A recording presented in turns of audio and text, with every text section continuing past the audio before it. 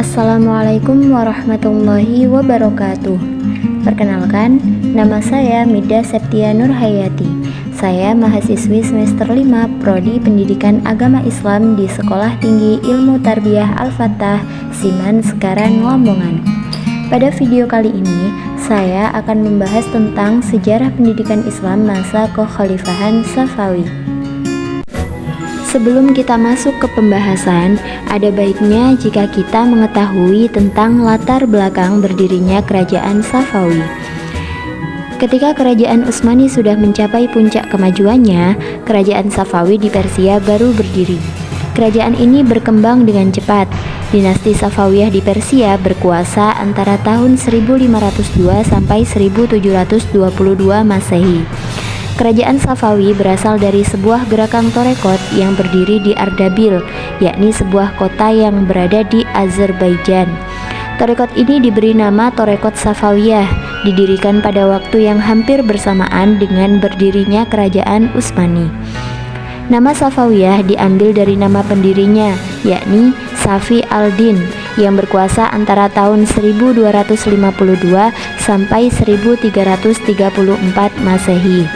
Dan nama Safawi terus dipertahankan sampai Torekot ini menjadi gerakan politik.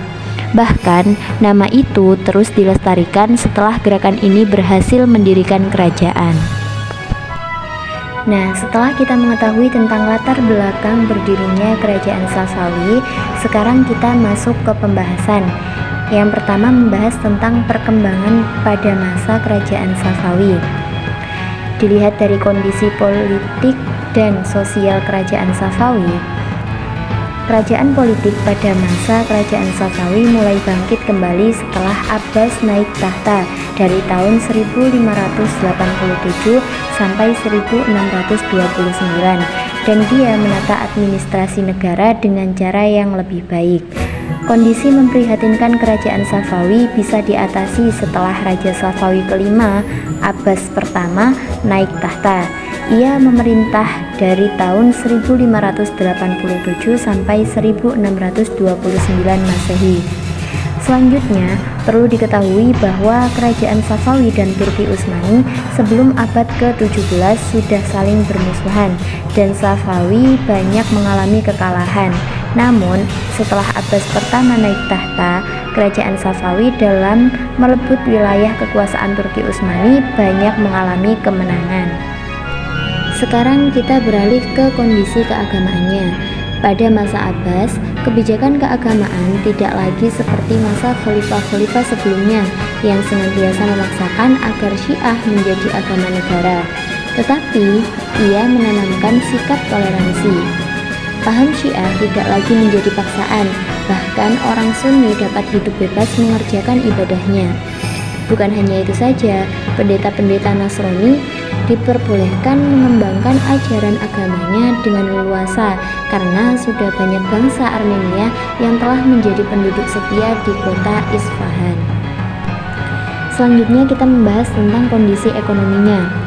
Stabilitas politik Kerajaan Safawi pada masa Abbas pertama ternyata telah memacu perkembangan perekonomian Safawi, terlebih setelah Kepulauan Hurmuz dikuasai dan pelabuhan Gumrun diubah menjadi Bandar Abbas. Dengan dikuasainya bandar ini, salah satu jalur dagang laut antara timur dan barat yang biasa diperebutkan oleh Belanda, Inggris, dan Prancis sepenuhnya menjadi milik Kerajaan Safawi. Nah, di samping sektor perdagangannya, Kerajaan Safawi juga mengalami kemajuan di sektor pertanian, terutama di daerah Bulan Sabit subur. Namun, setelah Abbas pertama mangkat perekonomian, Safawi lambat laun mengalami kemunduran dan puncak kemundurannya terjadi pada masa Syafi Mirza. Tetapi saudagar-saudagar bangsa asing banyak berdiam di Iran dan mengendalikan kegiatan ekonomi. Selanjutnya kita masuk ke pembahasan kondisi di bidang ilmu pengetahuan. Dalam sejarah Islam, bangsa Persia dikenal sebagai bangsa yang berperadaban tinggi dan berjasa dalam mengembangkan ilmu pengetahuan. Oleh karena itu, tidaklah mengherankan apabila pada masa kerajaan Safawi, khususnya ketika Abbas pertama berkuasa, tradisi keilmuan terus berkembang. Ada beberapa ilmuwan yang selalu hadir di majelis istana, yaitu Baha al-Din al-Syairozi. Dia adalah seorang filosof, dan Muhammad Bakir ibnu Muhammad. Dia juga seorang filosof dan ahli sejarah, teolog, dan seorang yang pernah mengadakan observasi mengenai kehidupan lebah-lebah. Dalam bidang ini, kerajaan Safawi mungkin dapat dikatakan lebih berhasil dari dua kerajaan Islam lainnya pada masa yang sama. Selanjutnya, di bidang pembangunan fisik dan seni, para penguasa kerajaan ini telah berhasil menciptakan Isfahan, ibu kota kerajaan, menjadi kota yang sangat indah. Di kota tersebut berdiri bangunan-bangunan besar lagi indah seperti masjid, rumah sakit, sekolah, jembatan raksasa di atas Zenderut, dan istana Cihil Sutun.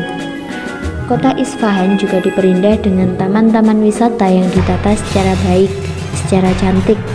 Ketika Abbas pertama wafat, di Isfahan terdapat 162 masjid, 48 akademi, 1802 penginapan, dan 273 pemandian umum. Di bidang seni, kemajuan tampak begitu terlihat dalam gaya arsitektur bangunan-bangunannya, seperti terlihat pada Masjid Shah yang dibangun pada tahun 1611 Masehi dan Masjid Syekh Lut Allah yang dibangun pada tahun 1603 Masehi. Unsur seni lainnya terlihat pula dalam bentuk kerajinan tangan, keramik, karpet, permadani, pakaian dan tenun, model, tembikar, dan benda seni lainnya. Nah, sekarang kita masuk pada pembahasan yang terakhir, yakni tentang kemunduran dan kehancuran kerajaan Safawi. Di antara sebab-sebab kemunduran dan kehancuran kerajaan Safawi ialah konflik berkepanjangan dengan kerajaan Utsmani. Bagi kerajaan Utsmani, berdirinya kerajaan Safawi yang beraliran Syiah merupakan ancaman langsung terhadap wilayah kekuasaannya. Konflik antara dua kerajaan tersebut berlangsung lama, meskipun pernah berhenti sejenak ketika tercapai perdamaian pada masa Syah Abbas pertama. Namun tak lama kemudian Abbas meneruskan konflik tersebut, dan setelah itu dapat dikatakan tidak ada lagi perdamaian antara dua kerajaan besar Islam itu. Penyebab lainnya adalah dekadensi moral yang melanda sebagian para pemimpin kerajaan Safawi. Ini turut mempercepat proses kehancuran kerajaan tersebut. Sulaiman, di samping pecandu berat narkotik, juga menyenangi kehidupan malam beserta haram-haramnya selama 7 tahun tanpa sekalipun menyempatkan diri menangani pemerintahan. Begitu juga Sultan Hussein. Penyebab penting lainnya adalah karena pasukan Ghulam atau budak-budak yang dibentuk oleh Abbas pertama tidak memiliki semangat perang yang tinggi. Hal ini disebabkan karena pasukan tersebut tidak disiapkan secara terlatih dan tidak melalui proses pendidikan rohani. Sementara itu, anggota Qizilbas yang baru ternyata tidak memiliki militansi dan semangat yang sama dengan anggota-anggota Qizilbas yang sebelumnya. Tidak kalah penting dari sebab-sebab di atas adalah seringnya terjadi konflik intern, maksudnya konflik dari dalam bentuk perebutan kekuasaan di kalangan keluarga istana. Mungkin sekian yang dapat saya sampaikan dalam video kali ini. Apabila ada pembahasan yang kurang jelas atau ada pertanyaan, silahkan disertakan di kolom komentar ya. Cukup sekian. Wassalamualaikum warahmatullahi wabarakatuh.